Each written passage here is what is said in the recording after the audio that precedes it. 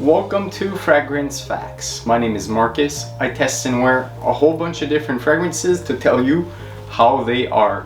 This review is on a release from Ralph Lauren, and this one is called Ralph's Club Eau de Parfum. It's a 2021 release classified as an amber woody. It's a Eau de Parfum Concentration, and it's composed by Dominique Ropion. So this fragrance was a brand new line done by Ralph Lauren in 2021. So they skipped the Eau de Toilette. So who knows, maybe in the future we'll get one. But for the moment, they went straight to the Eau de Parfum. In 2022, we had the Parfum. And in 2023, the Elixir. So today we're going to talk about the Eau de Parfum. So what are the dominating notes that you will get? The first main one is going to be lavender, and it's going to be clean, it's going to be airy floral and barbershop style. The second main note is going to be ambroxan. You're going to get that ambery, sweet, resinous smell with woody undertones, and at times it's going to have a bubblegum sensation. And the third main note is going to be vetiver. It's going to be earthy, it's going to be grassy, and it's going to be clean. And you're going to get a whole bunch of secondary notes, such as the shower gel vibe of the geranium, sage, mixed with that lavender. I will now describe the three different fragrance stages of Ralph's Club Eau de Parfum to give you a better understanding of the smelling experience. So in the top, off the initial spray on your skin, you're going to get this fresh, clean, floral and airy lavender barbershop style scent. It will have some grapefruit, citrus, and apple fruity sweetness. You're gonna get that herbal and floral shower gel vibe from the herbal sage, the minty clean geranium, as well as some ambroxan clean woodiness with sweet amber. And at times, the ambroxan is going to have a bubblegum sensation. When you're in the mid, you're gonna get this earthy, clean, grassy vetiver that's a bit zesty. You're going to get that lavender barbershop style floral scent.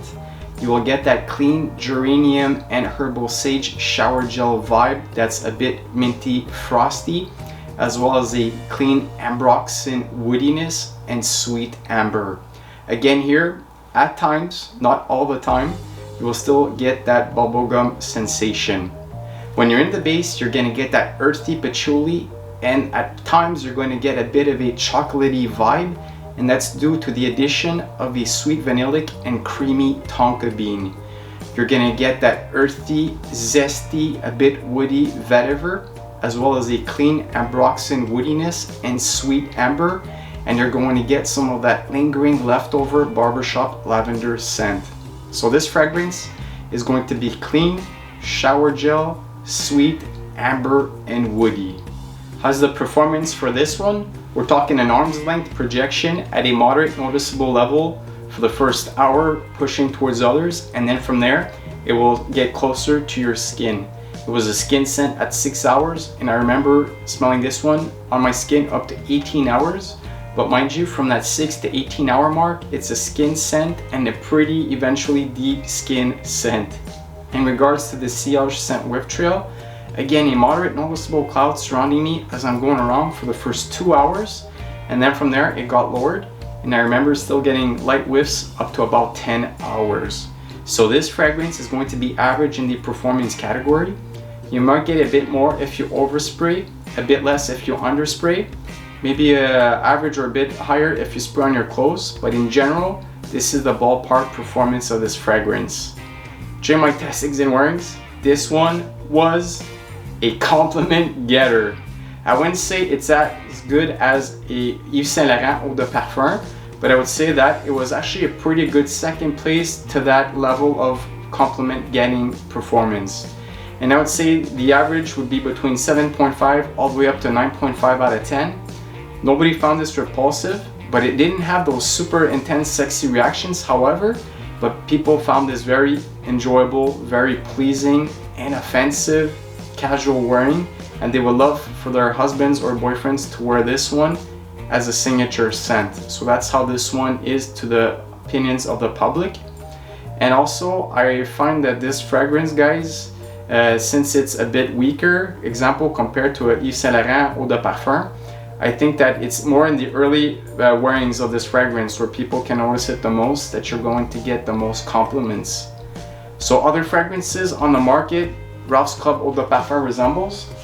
So just before, so it will remind you of how Giorgio Armani's attitude here. It's like the Zippo, the way the bottle is done. It's going to remind you of that. And by the way, guys, don't be afraid to go to random fragrance stores around you, even sometimes no-name stores, because that's where I found this one, underrated gem. It's discontinued, but you could still sometimes find some rare gems in those stores. It's also going to remind you a bit of CH Man Privé here, how it's kind of like a flask bottle. So that style here, it's the same type of a thing with Ralph's Club, kind of like of a flask style bottle. But besides bottles, guys, we're talking about the scent. So of course, it's going to remind you of Ralph's Club Parfum. It's going to remind you as well Yves Saint Laurent's White Eau de Parfum, Yves Saint Laurent White Parfum, and at times, due to the ambroxan and the bubblegum sensation here and the clean shower gel vibe, it will at times remind you of something like Paco Rabanne's Invictus or Invictus Aqua. Hopefully this review gave you information to help you understand this fragrance better. See you in the next one. Peace and lights out.